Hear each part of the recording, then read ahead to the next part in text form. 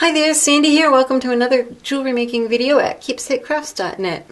Today I'm going to show you how I take a really wonderful focal bead and turn it into a necklace that accents the bead but doesn't overwhelm it. So a lot of you have told me that you like when I show you my design process, and so I thought you'd be interested in seeing, well, this is kind of where I started.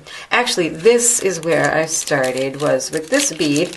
It's a lampwork bead by Shannon Vickers at Blue Blazes Lampwork. She sent this to me as a prize in a contest I was in. She chose my piece as her favorite. And I just love this bead. It's been sitting on my table for over a year, and I finally decided I wanted to make something with it. It's just so beautiful and summery. So this is where I started. And then I started going through my stash. I kind of had a general idea of what I wanted. You can see I put it on some wire here with some bead caps and beads. What I want is something dangling from down here, maybe some summery beachy charms and beads, and something up here that's interesting, and then I'm not sure, maybe a beaded chain or something simple for the necklace chain.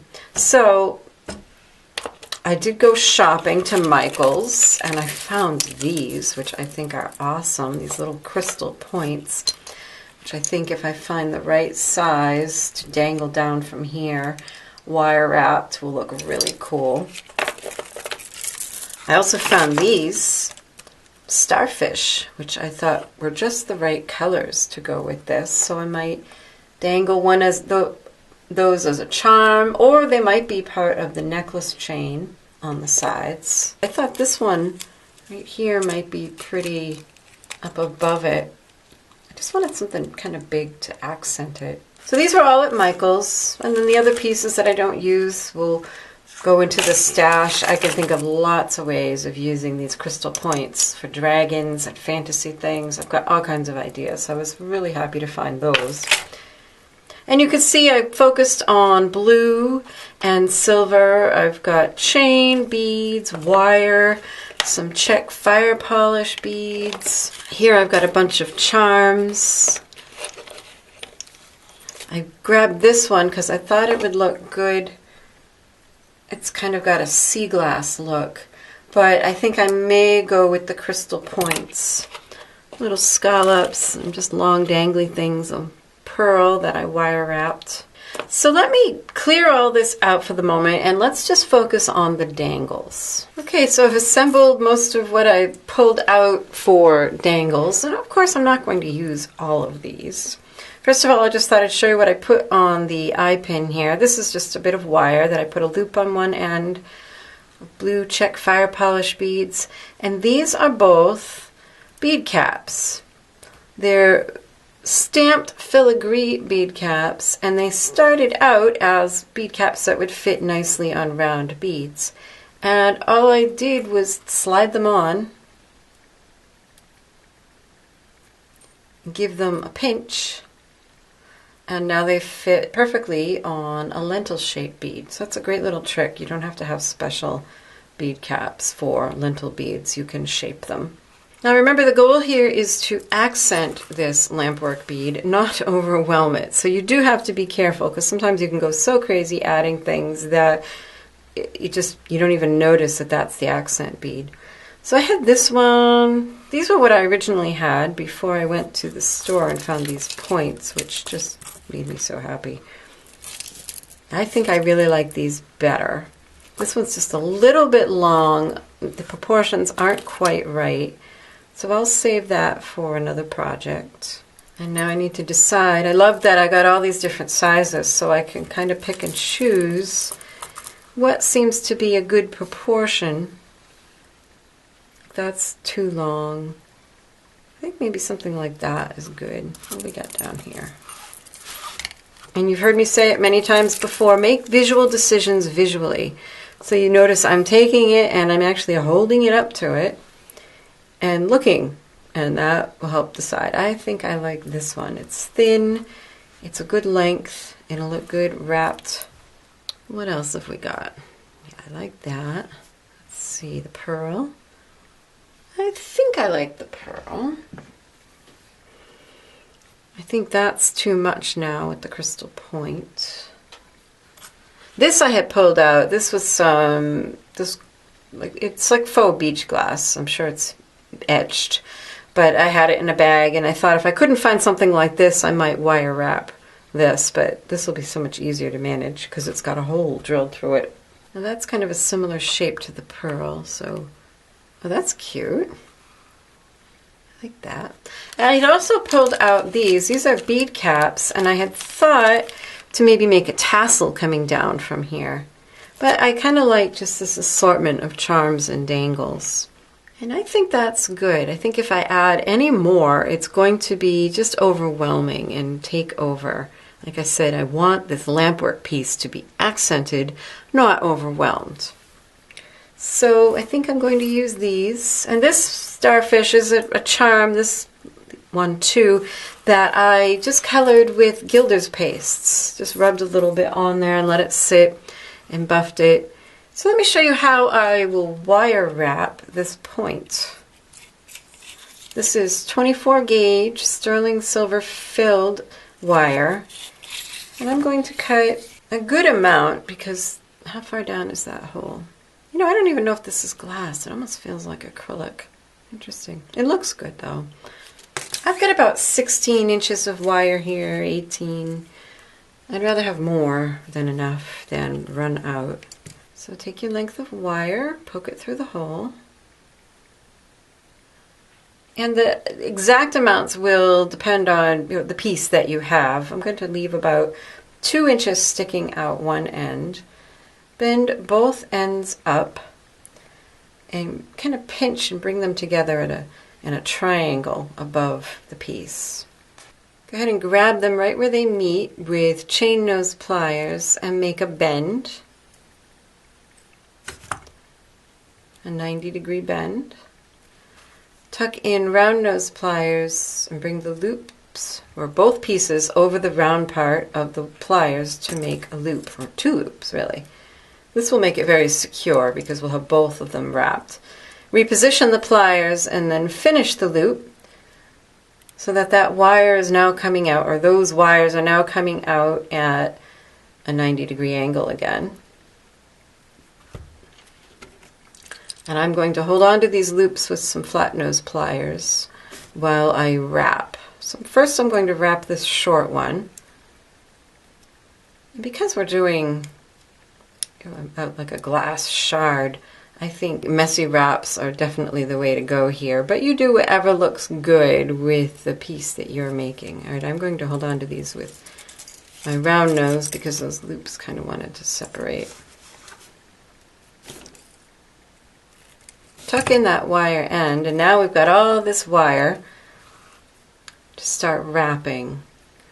And I'm going to make sure and wrap down around the hole and back up and just try to make a nice transition. Now here where you've got a bit of a stair-step look, I'm just going to try to fill that in so that we have a bit more of a tapered, which is why you really want to have plenty of wire. There we go. And I'm doing it, crisscross, up and down, and messy. You don't have to use all of the wire you cut. If you think it looks good, then go ahead and stop at that point. I think I'm going to fill that in a little more. And I do like to end up near the top just because it's easiest to tuck in that wire end there. I think that looks kind of cool.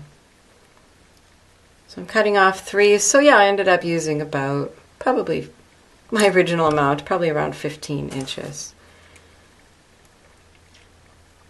Tuck that in. Grab those loops. Just treat them as one. You can kind of twist it a little on the round nose pliers to make them round and make it stand up straight. And that's a pretty cool element for our necklace. I like that. So these are some nice little 4mm silver plated jump rings.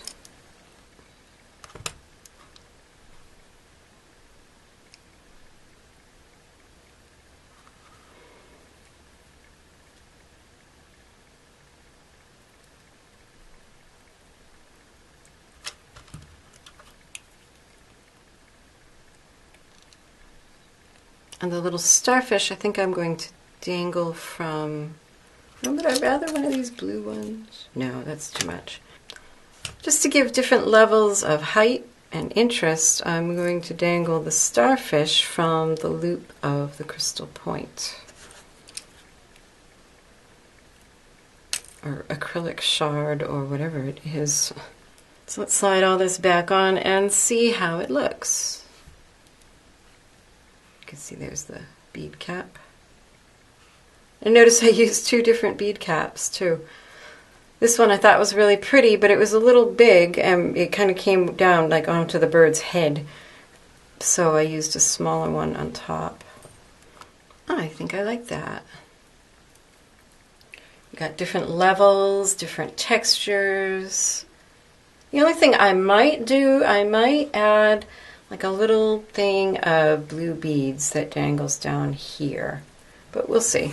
Next I have the larger beads that I said I wanted. Now this is a big open bead, so it's going to swallow up, so it's going to need a couple of smaller beads. Uh-oh, it's got it, there we go. It's going to need a couple of beads that are too big to pass through there as kind of stoppers. Although you could use a colored bead in there, and that would be kind of interesting. Should I do that? Not in love with that.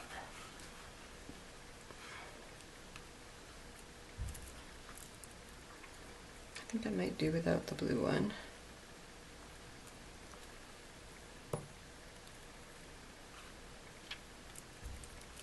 Yeah. Let's see what it would look like to fill the inside with these little blue beads. Well, that's kind of fun.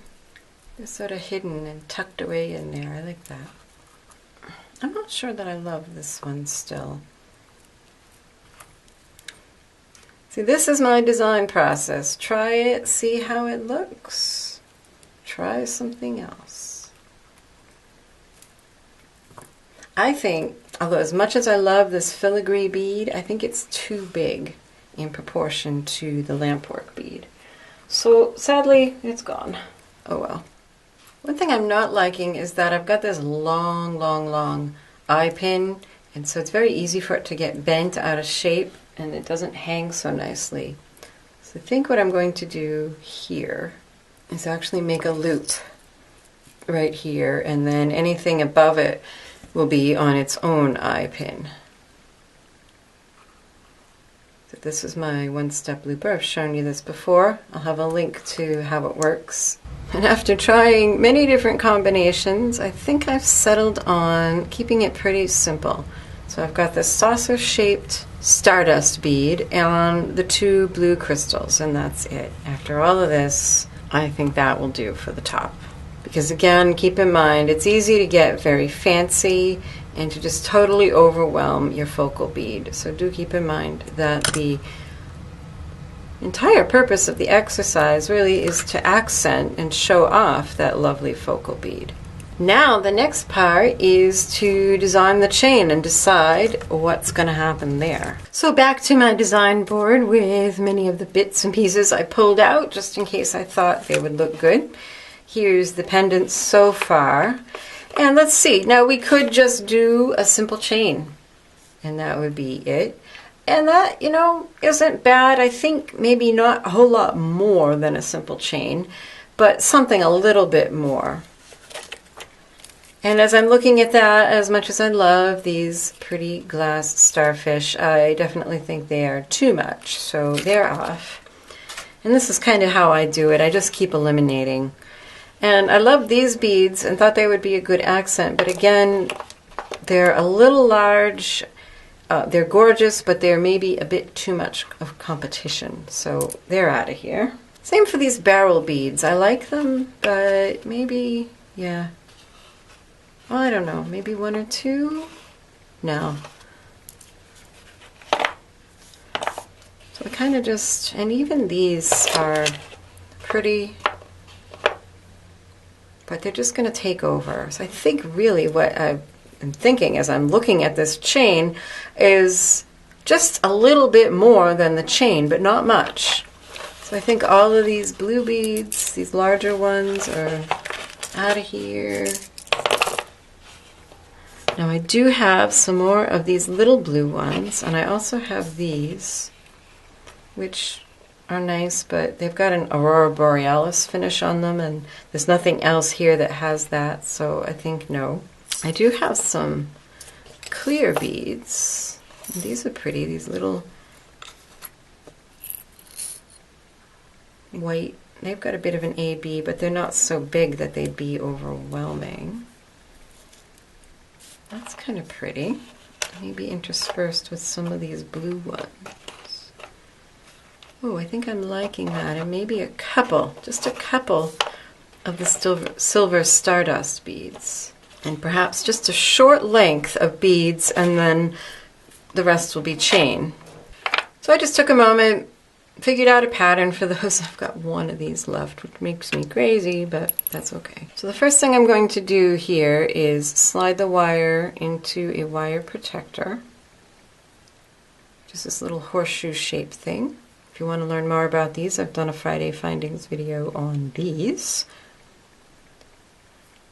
And I'm going to slide, just to make it easier, I'm going to slide that wire and the wire protector through one end of my chain. Slide on a crimp,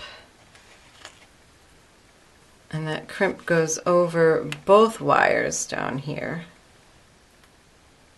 the long one and the short one. And then go ahead and crimp that crimp. I like using my one-step crimper, another tool I've done a Friday Findings video on. Always test. Good. Trim off that short end of wire. I've got some, these are cute little corrugated silver-plated crimp covers. And this is what I like to use the regular crimping tools for, is picking up a crimp cover, because it fits right in there. And you can place that right over your flattened crimp, squeeze gently. And now it just looks like you've got a bead there. It's a nice finish. Maybe squeeze a little harder. You don't want to squeeze too hard, it's very easy to distort these, they're kind of soft. Now I will just string on my beads. So I've done all my stringing here. I've got all the beads that I had laid out on here, and I'm actually not really thrilled with it. I think it's a bit much. I think these 4 silver spacers, silver saucer beads are too much, and there's just too much. I think maybe if I only did like to here and took off all of that, I think I would like it better. So it's a bit of a pain to have to redo all the stringing, but you want to be happy with it before you finish it. So it's a lot easier now to just lay it down in the channel, get all your beads down, and then I kind of put my hand over it and pull in there. Now they're all out, and I'm actually going to pull off these and these and just restring this much. There, now I've restrung it, and I'm much happier with that. And just a tip for you, if you think you're going to be doing a lot of redesigning, maybe don't finish either end of the wire first. If I hadn't finished this end, I could have just pulled off these and these pieces and not had to restring everything in the middle. But that's okay, just different ways of doing things. I'm much happier with this, and also that pulling those off freed up some of my blue and white beads to maybe make a little dangle down here, which I think it needs, just a little bit of the blue that's up here to be down here. Now I'm going to put on a crimp, a wire protector, just like the other end, in through one end, back through the other, and then through the end link of my other piece of chain.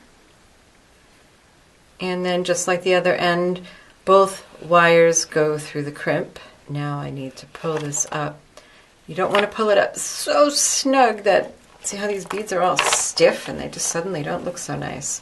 Leave a little slack in the wire. You want to leave a little room for crimping, for the crimp cover, and for the beads to move. Not this much, maybe 1/8 of an inch. Just a little bit of slack so that they hang nicely. And then go in there with your preferred crimping tool. And of course, make sure it's snug because this is what's holding everything together. Don't want that to come apart on you. Trim that excess wire. And we'll cover with another crimp cover. So there you have it. You've seen my figuring, my mistakes, redoing. That's how I often design a piece of jewelry. So I hope you've enjoyed and benefited from my videos, and if you have, I hope you'll consider becoming a patron, because you not only get bonus videos and sneak peeks and a chance to win my jewelry, but you also get some great behind the scenes information. You can click on the link in the description box, and you can also click on the link in the description box to get a complete supply list and links to products. So be sure to subscribe if you haven't already. Happy creating. Bye-bye.